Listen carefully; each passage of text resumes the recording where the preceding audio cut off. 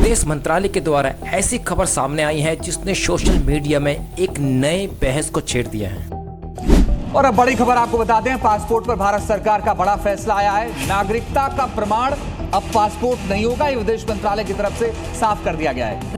दरअसल विदेश मंत्रालय ने कहा है कि पासपोर्ट आपकी पहचान पत्र तो है, लेकिन आप भारत के नागरिक हैं इसका प्रमाण नहीं है। If Indian passport, Aadhaar card and PAN card is not the proof of citizenship, then what is the proof? My Metro card, man. लेकिन अगर आपको वोट डालना है तो आपका voter ID card, passport, PAN card, driving licence और Aadhaar card को ये वैलिड मानते हैं। और पासपोर्ट बनाने के लिए एक सख्त प्रक्रिया का पालन किया जाता है जिसमें पुलिस वेरिफिकेशन भी आता है। तो पासपोर्ट इशू करने से पहले जो सरकार जांच करती है, जो पुलिस वाला घर आता है, वो क्यों आते हैं? और दुनिया भर में जितने भी देश हैं सब पासपोर्ट को सबसे मुख्य और सबसे मजबूत दस्तावेज मानते हैं जो उस व्यक्ति को उस देश का नागरिक होने का अधिकार देता है।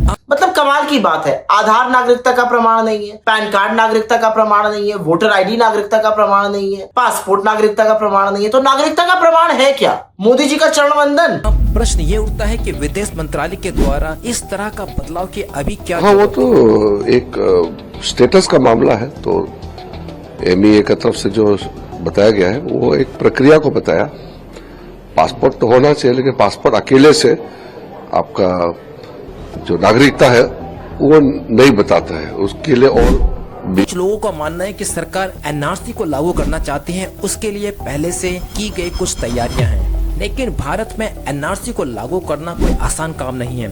हम असम का हाल जानते हैं जहाँ पे 19 लाख लोगों को सूची से बाहर कर दिया गया। और कुछ लोगों का ये भी मानना है कि सरकार जिस तरह इस समय विवादों में घिरी हुई है, चाहे वो अयोध्या में राम मंदिर में 200 करोड़ रुपए की चोरी का मामला हो, या नीट पेपर लीक में जो स्कैम हुआ है उसका मामला हो, या फिर जो मध्य प्रदेश के CM मोहन यादव पर उज्जैन में सरकारी विकास परियोजनाओं वाले क्षेत्रों में 168 करोड़ जमीन खरीदने के जो आरोप लगे हैं उसका मामला हो।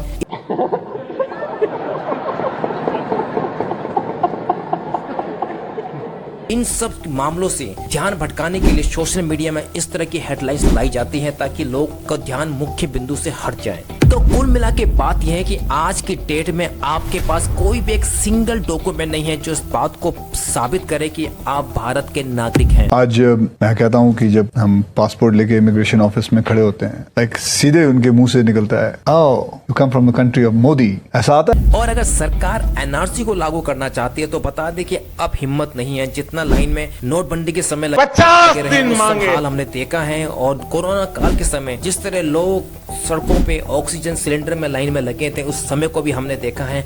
और हाल ही में 2026 में LPG सिलेंडर में लगे हुए लोगों की स्थिति भी हमने देखी है। तो सरकार से यही गुहार लगाते हैं कि कोई सरल प्रक्रिया निकाले और हमें अपने देश में हमें नागरिक होने का अधिकार दे।